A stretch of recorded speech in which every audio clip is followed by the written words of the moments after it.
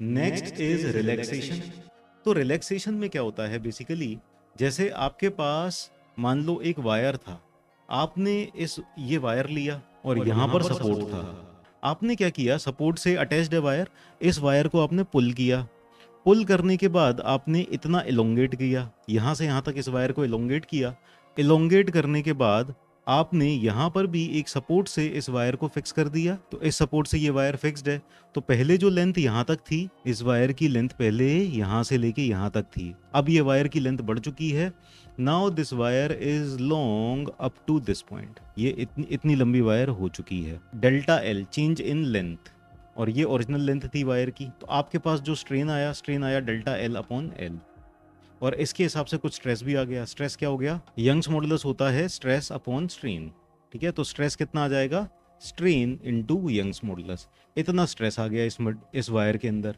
Now strain is constant, strain तो change नहीं हो रहा है क्योंकि ये दोनों सपोर्ट फिक्स्ड हैं, और both the supports are fixed, और इनके बीच की जो डिस्टेंस है वो चेंज नहीं हो रही है। तो दी सपोर्ट्स आर फिक्स्ड, इन सपोर्ट के बीच का डिस्टेंस चेंज नहीं होगा। डिस्टेंस चेंज नहीं होगा तो डेल्टा एल चेंज नहीं होगा, डेल्टा एल चेंज नहीं होगा तो स्ट्रेन चेंज नहीं होगा। तो स्ट्रेन इज कांस्टेंट। क्या स्ट्रेस भी कांस्टेंट है? तो फिलहाल तो है स्ट्रेस कांस्टेंट, लेकिन लॉन्ग टर्म के बाद जब हम देखेंगे, 10 साल के बाद आके देखेंगे, तो 10 साल के बाद हम जब आके देखते हैं तो हमें पता चलता है कि इसमें स्ट्रेस थोड़ी सी कम हो चुकी है, ये मटेरियल थोड़ा सा रिलैक्स हो चुका है। तो there is some reduction in stress, stress के अंदर कुछ टाइम बाद कुछ रिडक्शन आने लग जाता है। नाउ ये फिनोमेना हमारे लिए इंपॉर्टेंट क्यों हो जाता है, प्री स्ट्रेसिंग में इंपॉर्टेंट हो जाता है। जब हम प्री स्ट्रेसिंग कर रहे होते हैं, जो प्री स्ट्रेसिंग केबल्स हैं उनको एक सर्टेन लेवल ऑफ स्ट्रेस तक हम स्ट्रेच करते हैं, और प्री स्ट्रेसिंग फोर्स ट्रांसफर हो जाती है कंक्रीट के ऊपर। अब इस प्री स्ट्रेसिंग फोर्स के ट्रांसफर होने के साथ होता क्या है कि ये जो केबल है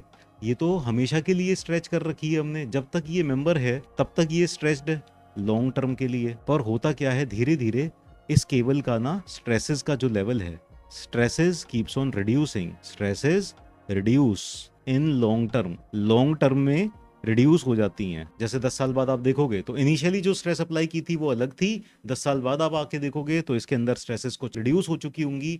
तो अब ये मटेरियल उतना ज़्यादा प्री स्ट्रेस नहीं रहा जितना शुरुआत में हमने किया था, तो इस मटेरियल के फेल होने के चांसेस हैं। तो जब हम प्री स्ट्रेसिंग कर रहे होते हैं तो ये सारी चीज़ों का इफेक्ट भी कैलकुलेट किया जाता है। तो रिलैक्सेशन का मतलब आप समझ गए। रिलैक्सेशन का मतलब ये है कि किसी मटेरियल के ऊपर आपने स्ट्रेस लगा दिया और स्ट्रेन आप चेंज नहीं कर रहे हो, स्ट्रेन उतना का उतना ही है। तो अब मटेरियल धीरे धीरे क्या होगा कि ये स्ट्रेसेस कम लेने लग जाएगा। चलो इसके लिए भी स्ट्रेस और टाइम का ग्राफ बना लेते हैं। स्ट्रेस और टाइम का ग्राफ यहाँ पर कुछ इस तरह का आएगा कि शुरुआत में तो आपने स्ट्रेस इतनी अप्लाई कर दी टाइम टी नोट पे, पर धीरे धीरे टाइम बीतने के साथ साथ आप देखोगे कि स्ट्रेसेस का लेवल रिड्यूस होता जा रहा है, रिड्यूस होता जा रहा है, और एक सर्टेन लिमिट पर आने के बाद ये कांस्टेंट हो जाएगा। तो यहाँ पर ये टाइम है और ये स्ट्रेस है, तो स्ट्रेस ये रहा और टाइम ये रहा, टाइम टी नोट। यानी जब हमने जस्ट स्ट्रेस किया था तब ये टाइम टी नोट था और स्ट्रेस मान लो सिग्मा नोट था। धीरे धीरे टाइम बीतने के साथ साथ टाइम जैसे जैसे बढ़ता जाएगा, स्ट्रेसेस का लेवल आप देखते जा रहे हो रिड्यूस होता जा रहा है। एक सर्टेन स्ट्रेस लेवल आने के बाद ये इतने पे कांस्टेंट हो जाएगा। So this is relaxation. तो रिलैक्सेशन भी होता किस वजह से है, क्रीप की वजह से ही होता है। क्रीप में बस अंतर ये है, क्रीप के अंदर स्ट्रेस कांस्टेंट था और स्ट्रेन इंक्रीज कर रहा था, स्ट्रेन वाज इंक्रीजिंग, और रिलैक्सेशन में स्ट्रेन कांस्टेंट है और स्ट्रेस डिक्रीज कर रहा है। बस ये अंतर है, होता ये क्रीप की वजह से ही है। ठीक है, क्रीप और रिलैक्सेशन सेम फिनोमेना ही है। तो क्रीप में मतलब कांस्टेंट स्ट्रेस पे मटेरियल का एलोंगेशन होता जा रहा है, और रिलैक्सेशन में कांस्टेंट एलोंगेशन पे या कंप्रेशन पे मटेरियल की स्ट्रेसेस कम होती जा रही हैं। तो चलो रिलैक्सेशन भी लिख लेते हैं, write down the decrease in stress at constant strain due to long term loading is called as relaxation. चलिए, तो सिक्स्थ प्रॉपर्टी थी रिलैक्सेशन। अब नेक्स्ट प्रॉपर्टी पे चलते हैं। तो सेवेंथ वन आप लिखो फैटीग। फैटीग अगर डिक्शनरी में आप देखोगे तो ये होता है कि लगातार काम करते करते हम थक गए, है ना, फैटीग आ गया, बहुत लंबे टाइम तक काम करते जा रहे हैं। तो हमारी जो इनिशियल जो कैपेसिटी थी, जैसे आप शुरुआत में पढ़ने बैठते हो 1 घंटे, पहले 1 घंटे आप बहुत अच्छा पढ़ लेते हो, दूसरे घंटे जब पढ़ते हो तो आपकी एफिशिएंसी थोड़ी सी डाउन हो जाती है, तीसरे घंटे में आपकी पढ़ने की एफिशिएंसी थोड़ी सी डाउन हो जाती है, 8 घंटे पढ़ने के बाद तो हालत बहुत ख़राब हो जाती है। है ना, पढ़ते ही नहीं बनता है, किताब खोल के देखने का मन नहीं करता है। तो क्या हो गया है, लगातार लगातार कॉन्स्टेंटली आपके ऊपर लोड आता जा रहा है, तो आप फटीग्ड हो चुके हो। ठीक है, मटेरियल के अंदर भी कुछ इस तरह का ही है। जैसे आपने देखा होगा यहाँ पर क्या हो रहा था, अभी आपकी एफिशिएंसी कम हो रही थी। मटेरियल के अंदर क्या हो जाता है, उसकी स्ट्रेंथ कम हो जाती है। जैसे प्रैक्टिकल एग्जांपल्स ही मैं आपको बताता हूँ।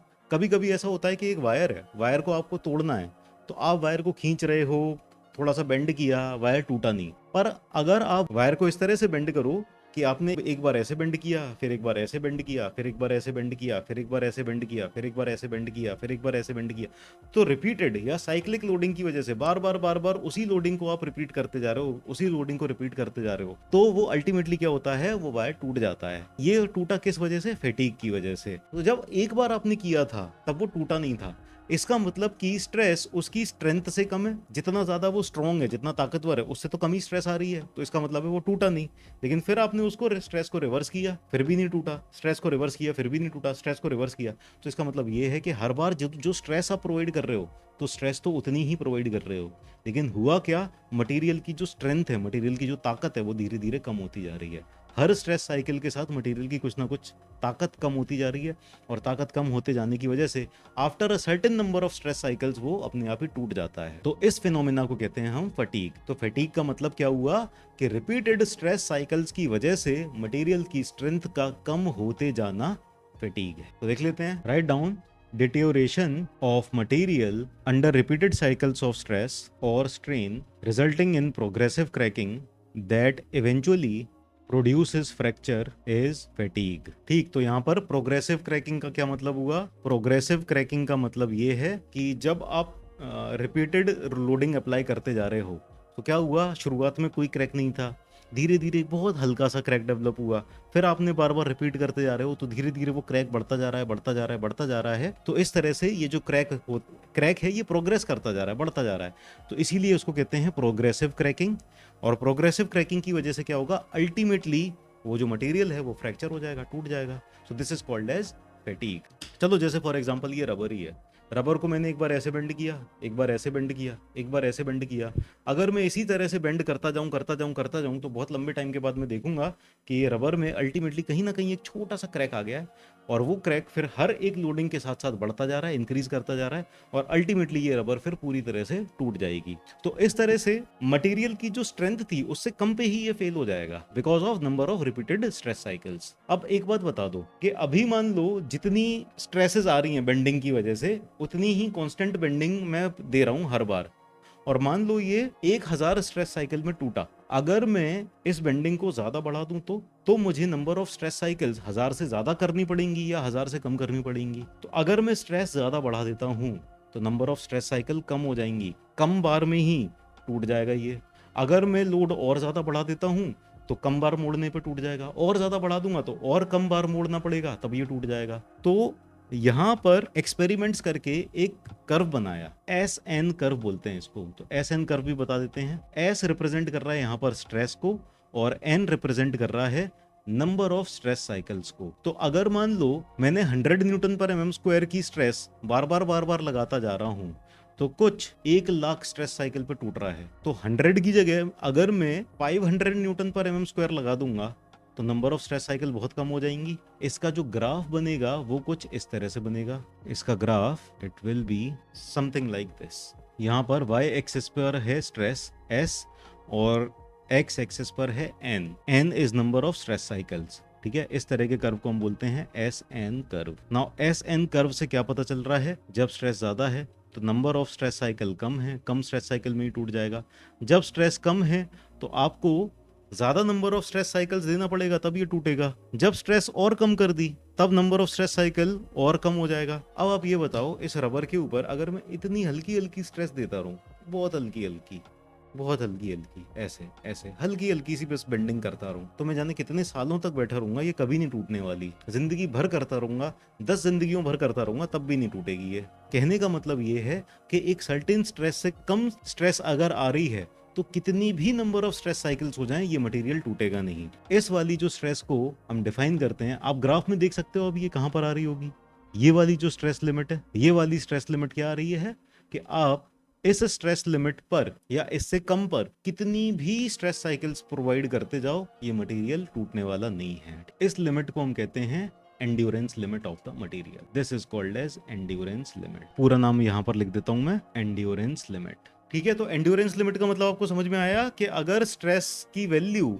काफी कम हो चुकी है तो ये वाली स्ट्रेस की वैल्यू पर मैं कितनी भी number of stress cycles repeat करता जाऊं, कितनी भी बार मैं इसको मोड़ता जाऊं इस स्ट्रेस पर, ये मटेरियल टूटेगा नहीं। तो एंड्योरेंस लिमिट भी कई जगह पता करना जरूरी होता है जहां पर रिपीटेड लोडिंग आ रही है। जैसे कि ब्रिज है, ब्रिज के ऊपर कार निकली, ठीक है, एक कार निकली, दूसरी कार निकली, तो बार बार लोड आ रहा है, जा रहा है, आ रहा है, जा रहा है, तो स्ट्रेस साइकिल्स बन रही हैं।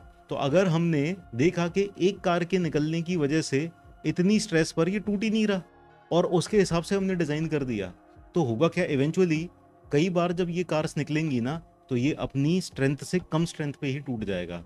तो वहां पर हमें एंड्योरेंस लिमिट का पता होना जरूरी है। तो यहाँ पर भी कुछ और पॉइंट लिख लेते हैं हम। फर्स्ट पॉइंट आप लिखो, magnitude of load causing fatigue failure is less than the load that can be sustained statically.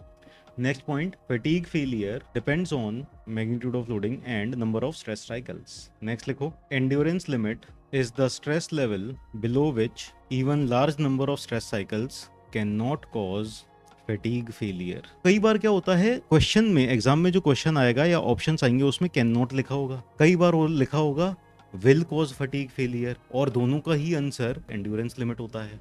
तो the load at which infinite number of stress cycles will cause या large number of stress cycle will cause fatigue failure. तो large का मतलब तो यहाँ पर infinite है, ठीक है, लार्ज की कोई डेफिनेशन नहीं है, लार्ज का मतलब हो गया infinite. Infinite number of stress cycles जब आपने दी तब फेलियर हो जाएगा, उसको भी हम एंड्योरेंस लिमिट कहते हैं, और large number of stress cycles पे फेलियर नहीं होगा उसको भी स्ट्रेस एंड्योरेंस लिमिट कहते हैं। तो दोनों एक दूसरे के अपोजिट दिखाई दे रहे हैं, फिर भी सेम आंसर कैसे? सेम आंसर ऐसे कि large number of stress cycle का मतलब क्या है, infinite number of stress cycles, और अगर infinite number of stress cycles पर फेलियर हो रहा है इसका मतलब क्या है, हम कह सकते हैं कि फेलियर नहीं हो रहा है। मतलब मैंने कहा कि infinite number of stress cycles पर फेलियर हो रहा है, इसका मतलब बेसिकली मैं ये कह रहा हूं कि फेलियर नहीं हो रहा है। तो दोनों का मतलब सेम ही है, infinite number of stress cycle पे फेलियर हो रहा है या infinite number of stress cycle पे फेलियर नहीं हो रहा, बोथ आर सेम थिंग। इसीलिए दोनों का आंसर हो जाता है एंड्योरेंस लिमिट। क्लियर है?